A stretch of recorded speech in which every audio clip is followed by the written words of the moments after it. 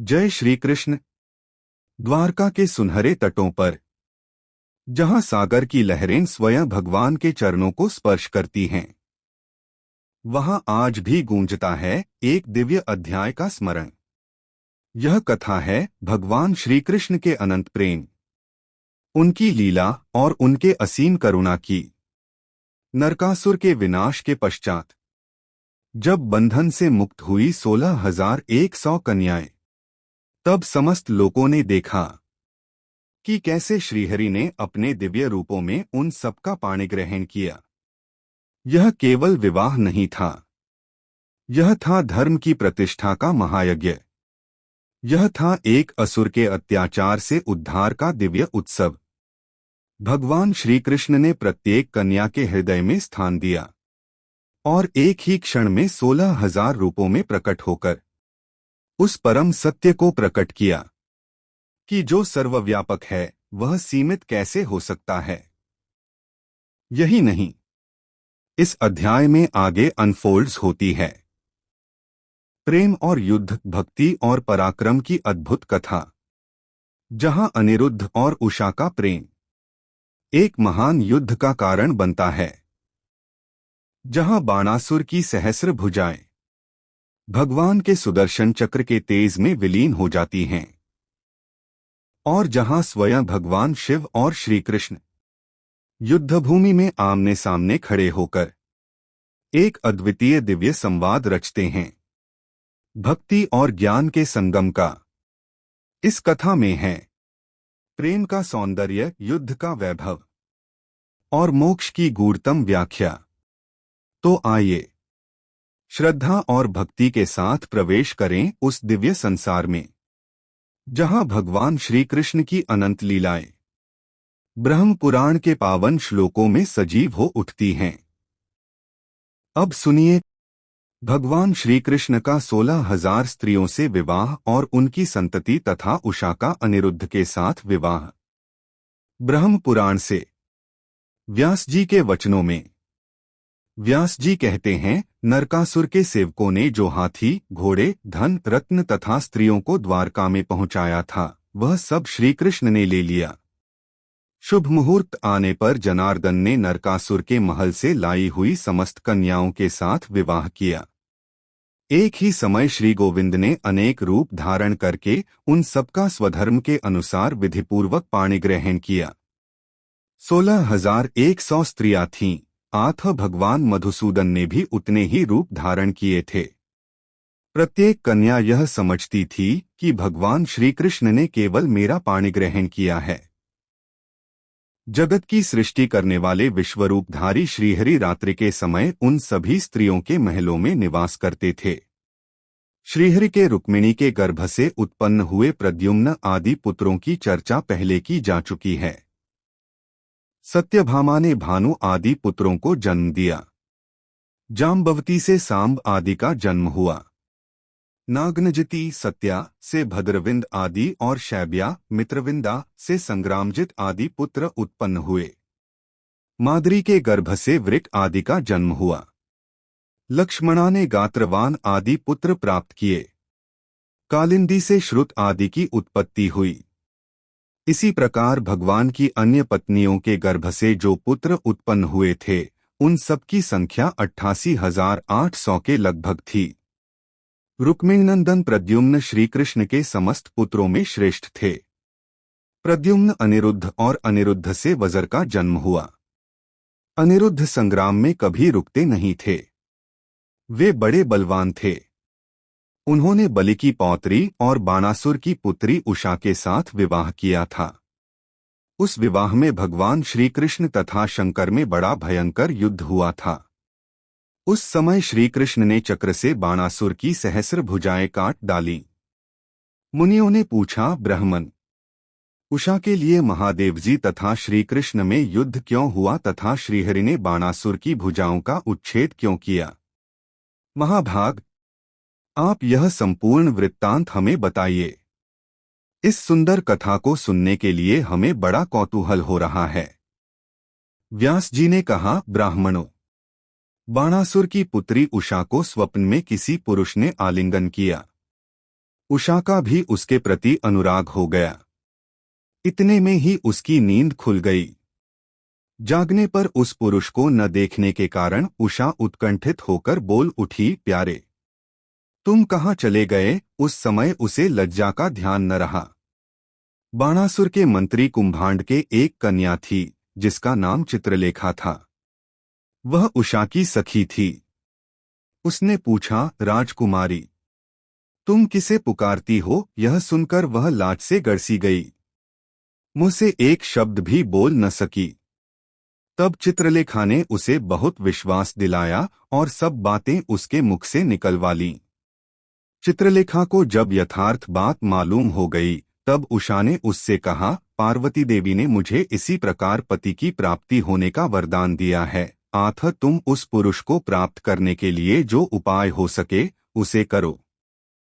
तब चित्रलेखा ने एक पट पर प्रधान प्रधान देवताओं, दैत्यों, गंधर्वों और मनुष्यों का चित्र लिखकर उषा को दिखाया। उषा ने गंधर्वों, नागों, देवताओं और दैत्यों को छोड़कर मनुष्यों की ओर दृष्टि दी। उनमें भी अंधक और वृष्णवंशों के लोगों पर विशेष ध्यान दिया। श्री कृष्ण और बलराम के चित्रों को देखकर वह सुंदरी कुछ लज्जित हो गई। प्रद्युम्न को देखने पर उसने लज्जा से आंखें फेर लीं, परंतु अनिरुद्ध पर दृष्टि पड़ते ही न जाने उसकी लज्जा कहाँ चली गई। वह सहसा बोल उठी, ये ही हैं, ये ही मेरे प्रियतम हैं।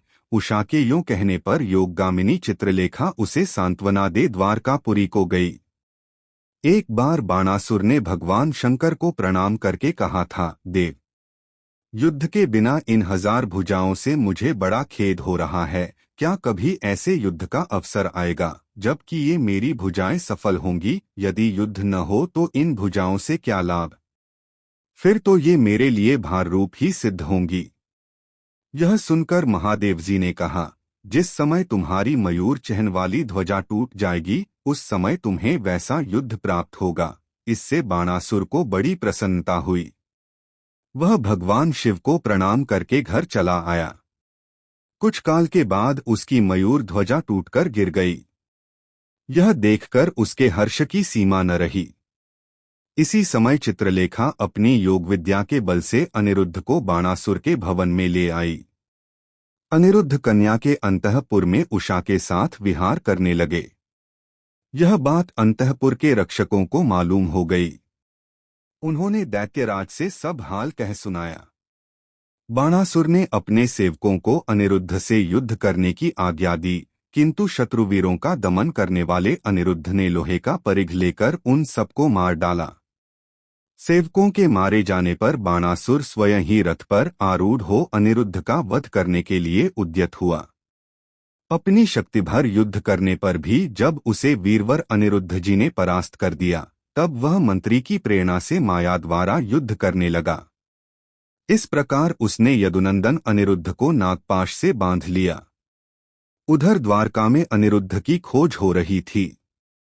समस्त यदुवंशी आपस में कह रहे थे कि अनिरुद्ध सहसा कहाँ चले गए। उसी समय देवर्षि नारद जी द्वारका में पहुंचे और उन्होंने बताया कि अनिरुद्ध को बाणासुर ने शोणितपुर में बांध रखा है।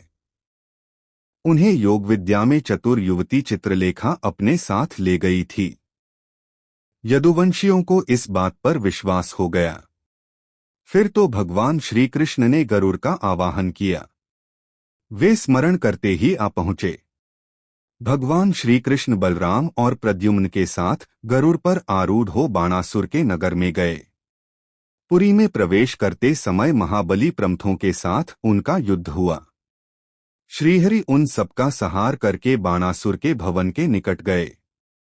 तत्पश्चात 3 पैर और 3 मस्तक वाले माहेश्वर ज्वर ने बाणासुर की रक्षा के लिए शार्ंगधन व श्रीकृष्ण के साथ युद्ध किया। उसके फेंके हुए भस्म के स्पर्श से श्रीकृष्ण का शरीर संतप्त हो उठा और उससे छू जाने पर बलदेव जी ने भी शिथिल होकर अपने नेत्र मूंद लिए। इस प्रकार श्रीकृष्ण के साथ युद्ध करते हुए माहेश्वर ज्वर पर शीघ्र ही वैष्णव ज्वर ने आक्रमण किया और उसको भगवान के शरीर से बाहर निकाल दिया। उस समय भगवान नारायण की भुजाओं के आघात से माहेश्वर ज्वर को बड़ी पीड़ा हुई। वह व्याकुल हो उठा। यह देख पितामह ब्रह्मा जी ने आकर कहा, भगवन इसे क्षमा कीजिए। भगवान बोले, अच्छा मैंने क्षमा कर दिया। यूं कहकर उन्होंने वैष्णव ज्वर को अपने में ही लीन कर लिया। तब माहेश्वर ज्वर ने कहा, भगवन जो मनुष्य आपके साथ मेरे युद्ध का स्मरण करेंगे वे ज्वरहीन हो जाएंगे। यूं कहकर वह चला गया। तदंतर भगवान श्री कृष्ण ने 5 अग्नियों को जीतकर उन्हें नष्ट कर डाला और दानवों की सेना का खेल खेल में ही विध्वंस कर दिया। यह देख बलिकुमार बाणासुर संपूर्ण दैत्यों की सेना साथ ले भगवान से युद्ध करने लगा। भगवान शिव तथा कार्तिकेय जी ने भी उसका साथ दिया। श्रीहरि तथा शंकर जी में बड़ा भयंकर युद्ध हुआ। उनके चलाए हुए नाना प्रकार के अस्त्र शस्त्रों की मार से पीड़ित हो समस्त लोग क्षुब्ध हो उठे। उस महायुद्ध को होते देख देवताओं ने समझा निश्चय ही समस्त संसार के लिए प्रलयकाल आ गया। तब भगवान श्री कृष्ण ने जृंभणास्त्र के द्वारा शंकर जी को स्तब्ध कर दिया। वे युद्ध छोड़कर जभाई लेने लगे। यह देख दैत्य और प्रमथगण चारों दिशाओं में भाग गए। भगवान शंकर जृंभा से विवश हो रथ के पिछले भाग में बैठ गए। उस समय वे अनायास ही सब कुछ करने वाले श्री कृष्ण के साथ युद्ध न कर सके। गरुड़ ने कार्तिकेय की भुजाओं को क्षत विक्षत कर दिया। प्रद्युम्न ने भी अपने अस्त्र शस्त्रों से उन्हें पीड़ित किया तथा श्री कृष्ण के हुंकार से उनकी शक्ति नष्ट हो गई। आथ वे युद्ध से भाग गए। इस प्रकार जब महादेव जी जभाई लेने लगे, दैत्य सेना नष्ट हो गई, कार्तिकेय जी परास्त हो गए और प्रमथो रुद्र के गणों का संहार हो गया। तब श्री कृष्ण प्रद्युम्न और बलराम जी के साथ युद्ध करने के लिए एक विशाल रथ पर आरूढ़ हो बाणासुर वहां आया। साक्षात नंदीश्वर सारथी बनकर उसके घोड़ों की बागडोर संभाले हुए थे। महापराक्रमी बलभद्र और प्रद्युम्न ने अनेकों बाणों से बाणासुर की सेना को बींध डाला। वह सेना वीरधर्म से भ्रष्ट होकर रणभूमि से भागने लगी। बाणासुर ने देखा उसकी सेना को बलराम जी हल से खींचकर मुसल से मारते हैं और भगवान श्री कृष्ण भी उसे अपने बाणों का निशाना बनाते हैं। तब उसका श्री कृष्ण के साथ घमासान युद्ध छिड़ गया। दोनों एक दूसरे पर कवच को भी छेद डालने वाले तेजस्वी बाण छोड़ने लगे। भगवान श्री कृष्ण बाणासुर के चलाए हुए बाणों को अपने सायकों से छिन्न भिन्न कर डाला। फिर बाणासुर ने श्री कृष्ण को और श्री कृष्ण बाणासुर को घायल किया। दोनों एक दूसरे को जीतने की इच्छा से परस्पर अस्त्र शस्त्रों की बौछार कर रहे थे। जब संपूर्ण अस्त्र शस्त्र छिन्न भिन्न हो गए, तब भगवान श्री कृष्ण ने बाणासुर को मारने का निश्चय किया। उन्होंने सैकड़ों सूर्यों के समान तेजस्वी सुदर्शन चक्र हाथ में लिया और बाणासुर को लक्ष्य करके चला दिया। वे शत्रु की भुजाओं को काट डालना चाहते थे। श्री कृष्ण के द्वारा प्रेरित चक्र ने क्रमशः उस असुर की भुजाओं का उच्छेद कर डाला। जब बाणासुर की भुजाओं का जंगल कट गया, तब भगवान श्री कृष्ण ने उसका नाश करने के लिए चक्र हाथ में लिया। वे उसे छोड़ना ही चाहते थे कि भगवान शंकर को उनका मनोभाव ज्ञात हो गया। तब वे तुरंत कूदकर भगवान के सामने आ गए। उन्होंने देखा भुजाओं के कट जाने से बाणासुर के शरीर से रक्त की धारा गिर रही है। तब शांतिपूर्वक भगवान की स्तुति करते हुए कहा, कृष्ण कृष्ण जगन्नाथ, मैं आपको जानता हूँ। आप पुरुषोत्तम परमेश्वर परमात्मा और आदि अंत से रहित परब्रह्म हैं। आप जो देवता पशु पक्षी तथा मनुष्यों की योनि में शरीर धारण करते हैं, यह आपकी लीला मात्र है। आपकी चेष्टा दैत्यों का वध करने के लिए होती है।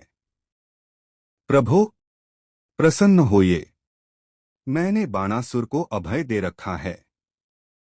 आपको भी मेरी बात असत्य नहीं करनी चाहिए। मेरा आश्रय पाने से यह दैत्य बहुत बढ़ गया है। वास्तव में यह आपका अपराधी नहीं है। मैंने ही इसे वरदान दिया था, आथ मैं ही इसके लिए आपसे क्षमा चाहता हूँ। भगवान शंकर के यों कहने पर भगवान श्री कृष्ण का मुख प्रसन्न हो गया। बाणासुर के प्रति उनके मन में कोई अमर्ष नहीं रह गया। उन्होंने शिवजी से कहा, शंकर, यदि आपने इसे वर दे रखा है तो यह बाणासुर जीवित रहे। आपके वचनों का गौरव रखने के लिए हमने अपना चक्र लौटा लिया है।